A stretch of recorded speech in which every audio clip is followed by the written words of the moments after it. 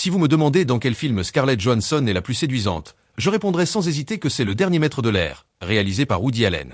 À seulement 21 ans, Scarlett Johansson ne se contente pas d'avoir un regard envoûtant et des lèvres irrésistibles. Chaque trait de son corps dégage une élégance captivante.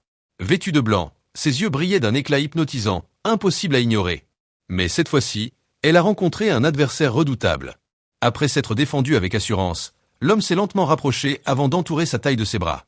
Leurs regards se croisèrent avec intensité, et il était évident qu'il avait compris qu'elle n'appartenait pas à cet univers.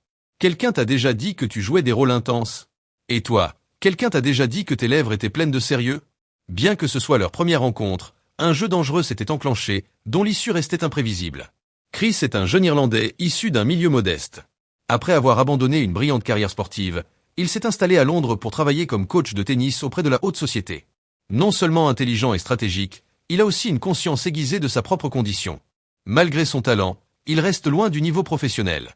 Conscient des codes à adopter pour gravir les échelons, il investit tout son argent dans la location d'un appartement luxueux dans un quartier huppé de Londres. Il s'imprègne des habitudes des riches, apprend à apprécier l'opéra et se force à lire des ouvrages qu'il ne trouve guère passionnants. Chaque mouvement est calculé pour s'intégrer.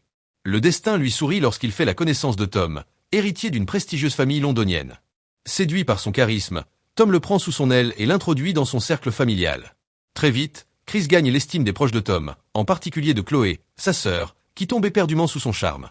Sachant exploiter les opportunités, il tisse habilement sa relation avec Chloé, consciente qu'elle est entourée d'hommes riches et capricieux.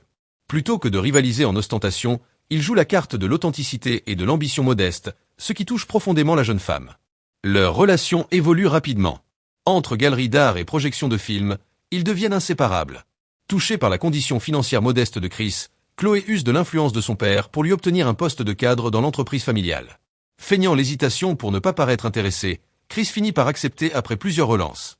Sous ses airs de modestie, il jubile intérieurement, tout se déroule selon son plan. Mais son destin bascule lors d'un dîner familial, où il croise le regard de Nora, une femme au charme ravageur, comparable à une rose en pleine floraison. L'attirance est immédiate et troublante. Pourtant, avant qu'il ne puisse réagir, Tom présente Nora comme étant sa petite amie.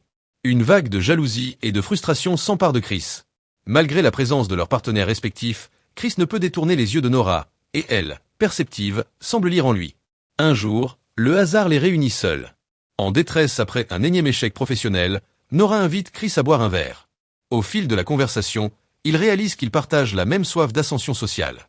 Mais Nora perçoit le danger. Elle met en garde Chris contre toute décision irréfléchie qui pourrait compromettre son avenir. Lors d'un week-end à la campagne chez Tom, Chris apprend à manier un fusil de chasse. Cette initiation anodine scelle son futur.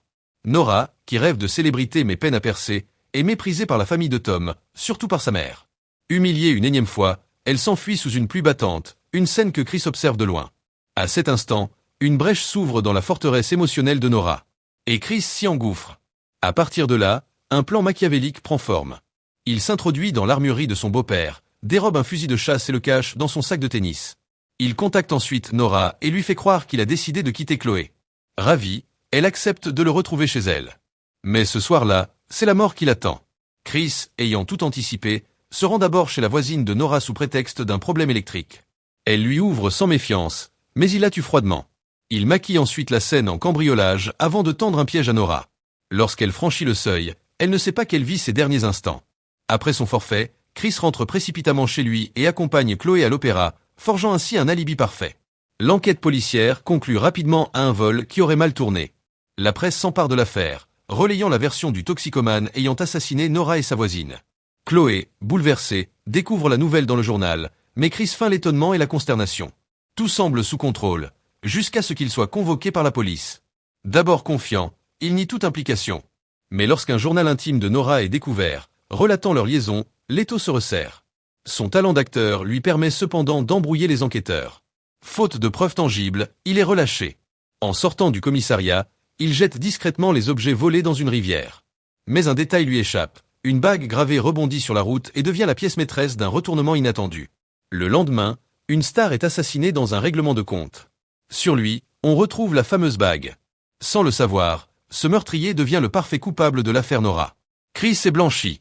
Peu après, Chloé donne naissance à leur enfant. Ils vivent une existence dorée, entourés de leur famille bienveillante. Pourtant, Chris reste hanté par ses actes. L'angoisse ne le quitte jamais, comme une ombre menaçante sur son bonheur volé. L'histoire se referme dans un cynisme glaçant. La justice a échoué, traitant la vie humaine avec une désinvolture effrayante. Dans ce monde où l'amour et l'ambition s'entrechoquent, la morale semble s'effacer devant la chance insolente d'un homme qui aurait dû tout perdre.